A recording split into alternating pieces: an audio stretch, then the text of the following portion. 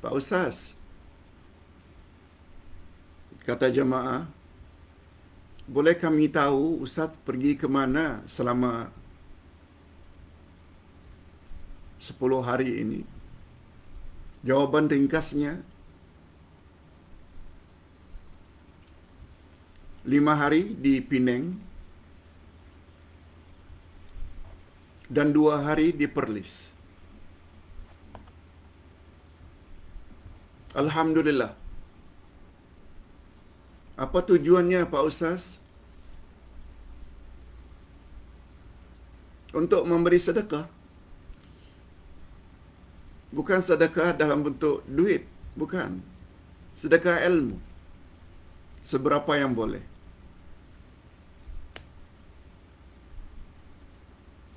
Kami pergi 3 orang. Ustaz Zainal Abidin, Ustaz Safwan, dan Ustaz sendiri ke Penang. Kami dari Majlis Syura Gasma. Coba menyampaikan apa yang kami tahu sambil bersilaturahim. Luar biasa sambutan dari Penang. Sama ada dari Ansarus Sunnahnya, sama ada Baitur Ridwan, sama ada Darul Imam Asy-Syafi'i, sama ada Masjid Karwa dan lain-lain. Alhamdulillah.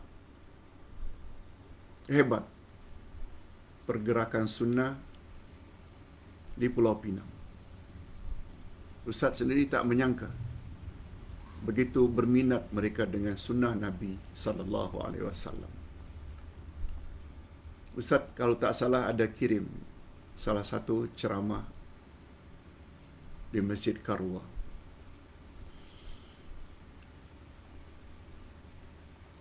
Kemudian hari Khamis, Jumaat dan Sabtu baru-baru ini 15, 16, 17 itu berada di Perlis karena diundang oleh pihak Jabatan Mufti menghadiri Majlis Ilmuwan Nusantara. Lebih kurang 25 organisasi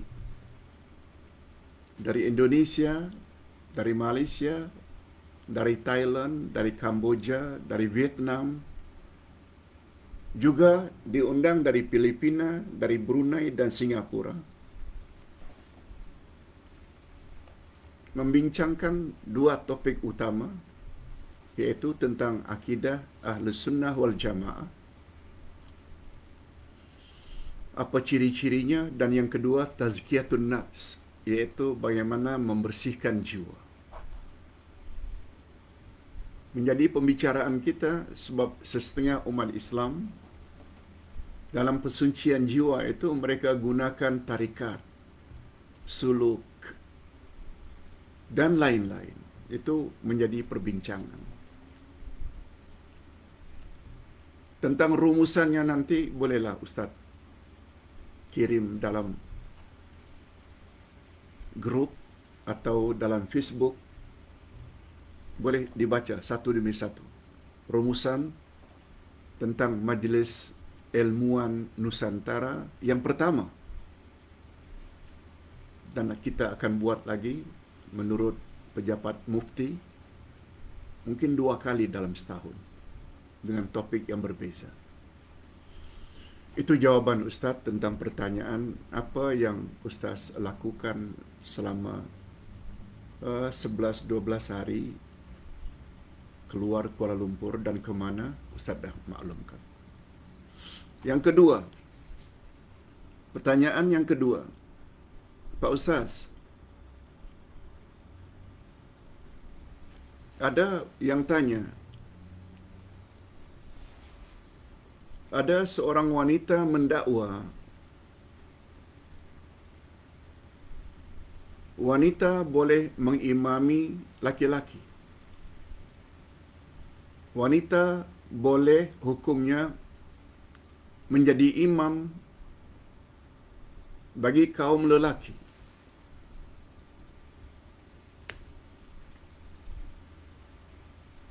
dengan menyebut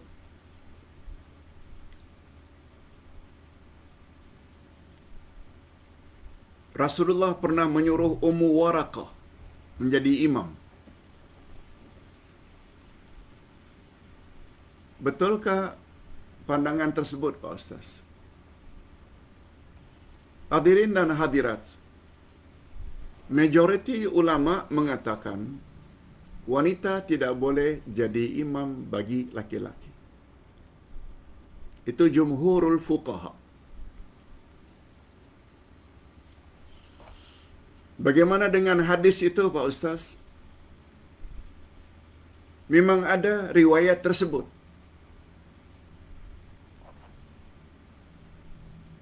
Memang ada riwayat tersebut. Tapi kata ulama hadis itu khas untuk Ummu Waraqah. Khas. Sebab banyak sungguh hadis-hadis Nabi yang lain yang datangnya secara sahih tidak sah salat laki-laki yang imamnya wanita. Sungguh banyak. Oleh sebab itu bila ada satu riwayat seperti itu, tak boleh itu digunakan sebagai dalil membolehkan wanita menjadi imam. Ini belum lagi ayat Quranul Karim dengan tegas menyebut a'udzubillahi minasyaitonir rajim. Ar-rijalu qawwamuna 'alan nisa.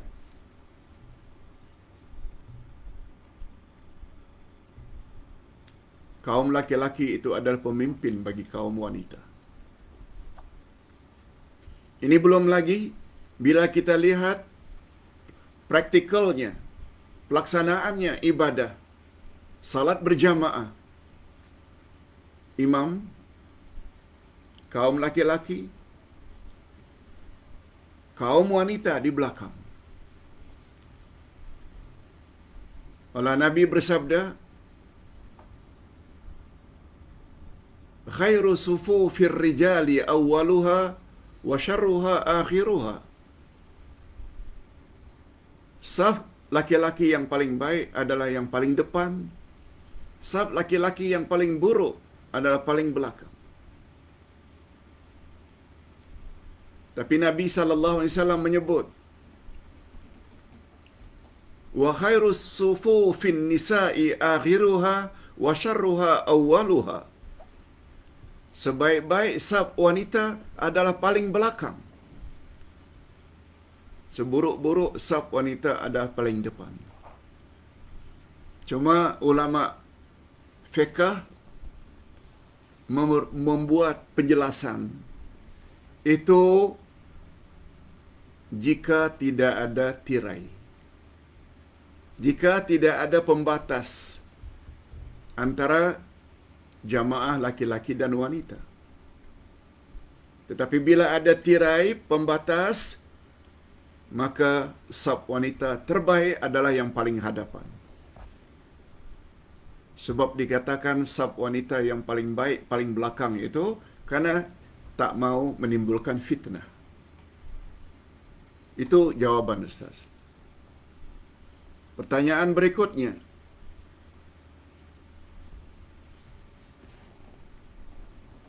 Pak Ustaz,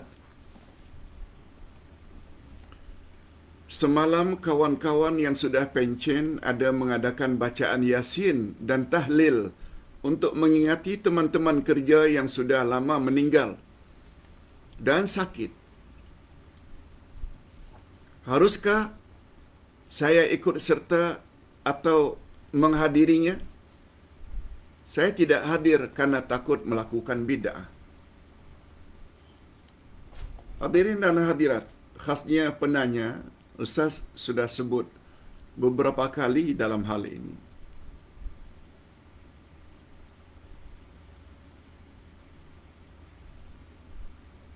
Bila kita melihat suatu kemungkaran, taruhlah bid'ah itu mungkar,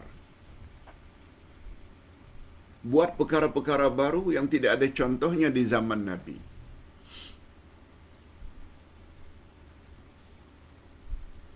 Wajib kita jauhi. Namun demikian,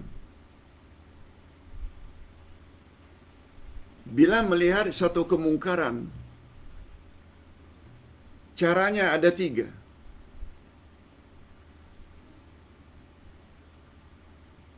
Hendaklah kamu tegur, bantah dengan dirimu.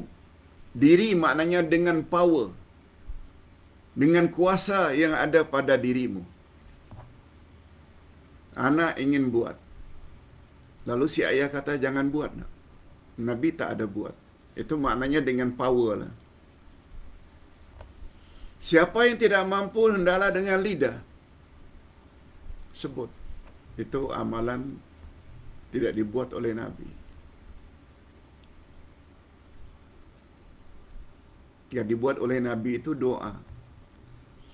Yang ketiga, power tak punya, cakap pula tak berani dengan hati.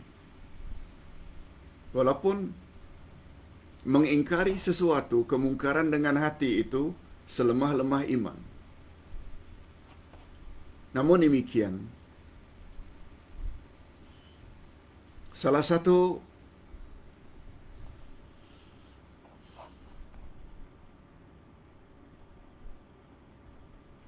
azam kita sempena tahun baru, sebagaimana Ustaz sebutkan 2 minggu yang lalu, apa dia? Sosial dan kemasyarakatan. Kita mesti bermasyarakat. Masyarakat mesti digauli. Oleh sebab itu, seperti hal yang ditanya tadi, Ustaz cenderung hadiri saja. Apalagi kawan-kawan kita.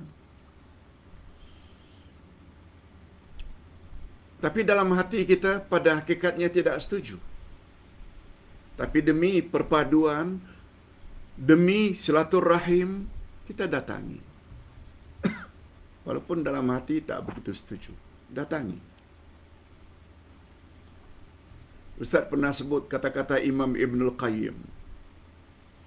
Jangan kamu cegah suatu bid'ah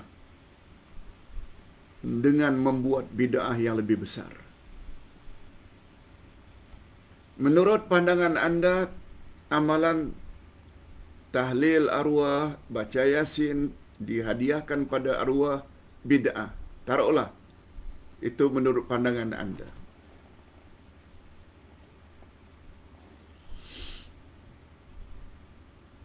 Tetapi memutuskan silaturahim, itu bid'ah yang lebih besar. Oleh sebab itu, dengan kehadiran kita demi silaturahim, ada perkara-perkara yang tidak begitu kita setujui, kita ingkari dalam hati. Itu okey dalam agama. Allah Maha mengetahui. Sebagaimana Mufti Arab Saudi, Syekh bin Baz ditanya, apakah kita perlu datang ke masjid-masjid, surau-surau yang imamnya banyak buat perkara bid'ah dalam salat, setelah salat?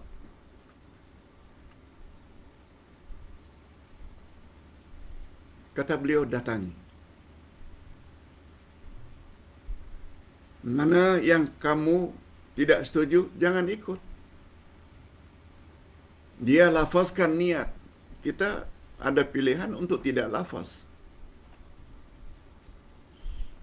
Selesai salat, mereka buat wirid bersama-sama dengan suara yang lantang. Kita buat juga, tapi dengan suara yang rendah. Dan buat masing-masing. Apa yang dibuat oleh imam itu sedikit pun tidak menjejaskan amal kita. Okey, itu pandangan Ustaz.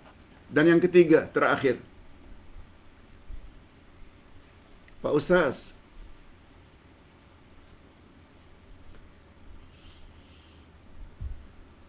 apa pandangan Pak Ustaz tentang isu atau kes Nick Allen menang dalam mahkamah.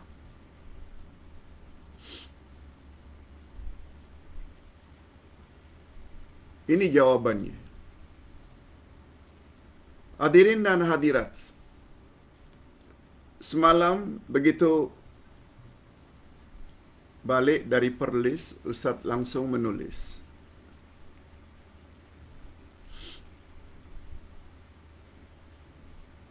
Kita orang beriman wajib patuh kepada 3 pihak. Allah, Rasul, dan ulil amri. Lihat ayat 59 surat An-Nisa. Surat 4. A'udzubillahi minasyaitonirrajim.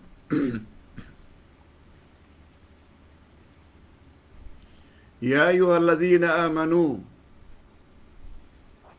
atii'u Allah wa atii'ur rasul wa ulil amri minkum.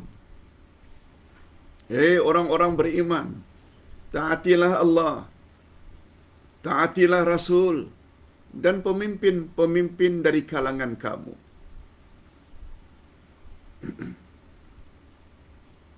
Ayat ini menyuruh orang beriman agar taat kepada 3 pihak.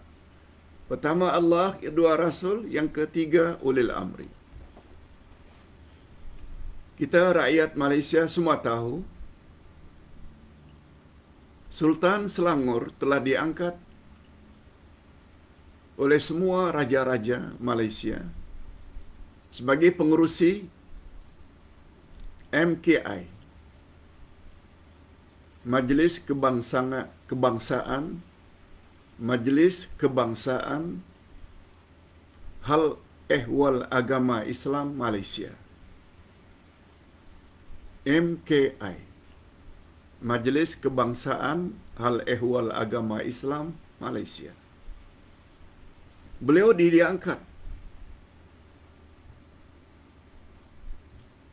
sebagai pengerusi MKI yang menangani masalah agama. Bagi pandangan Ustaz, Sultan Selangor adalah ulil amri.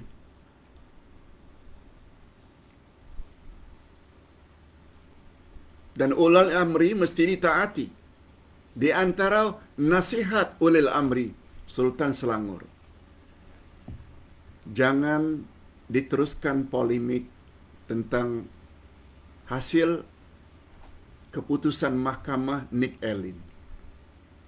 Biarlah pihak-pihak tertentu yang membahasnya. Ustaz setuju. Itu sebabnya Ustaz ingatkan para jamaah, jangan dijadikan isu itu sebagai polemik. Biarlah pihak-pihak yang berkelayakan untuk membahasnya. Itu sebabnya Ustaz tidak mau jawab dalam konteks tersebut. Cuma bagus juga kalau Ustaz sebutkan di sini bahawa wanita tersebut juga boleh mendatangkan bahaya dengan pandangan-pandangannya tentang Al-Quran, tentang sunnah Nabi, tentang selok-belok agama Islam. Sebab beliau bukan pakar di bidang itu. Tak faham bahasa Arab. Quran bahasa Arab, hadis bahasa Arab. Ada ilmu tafsir, ada ilmu hadis. Beliau peguam. Sampai mengatakan tidak wajib wanita tutup aurat.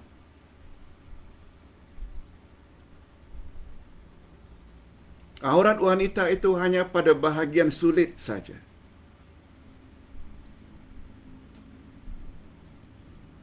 Minta maaf, aurat wanita itu perempuan saja. Maaf, aurat wanita itu faraj saja, kemaluan saja. Hadirin dan hadirat, ini pandangan yang cukup berbahaya. Itu maknanya kalau ada orang yang di tepi pantai atau di swimming pool, wanita mandi hanya dengan cawat sahaja, dah tutup aurat lah itu. Na'udzubillahi min dzalik. Bagi pandangan Ustaz, cara berfikirnya Nek Ellen ini cenderung kepada liberal. Banyak gunakan akal.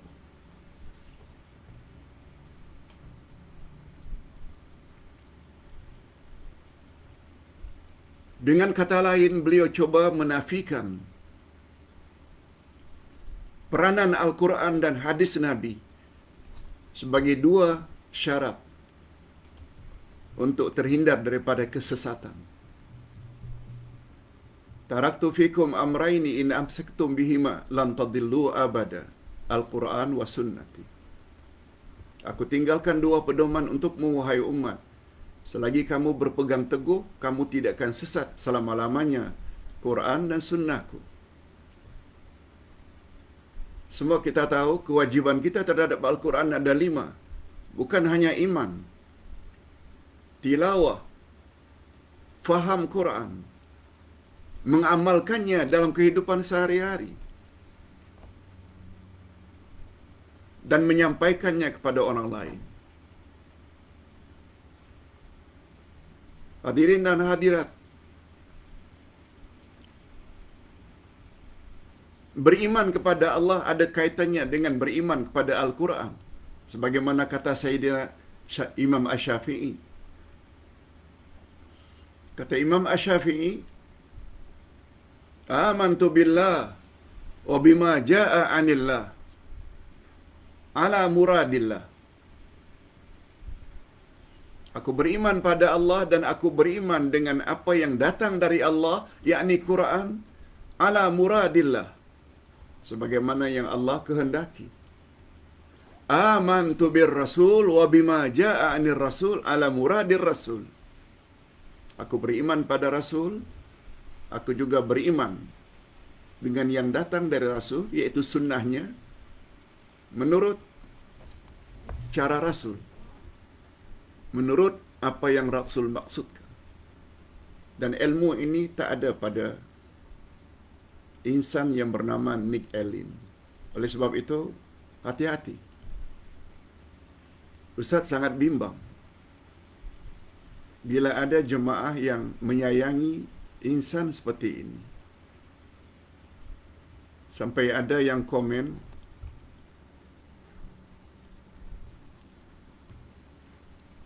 andai kata Nick Ellen itu memakai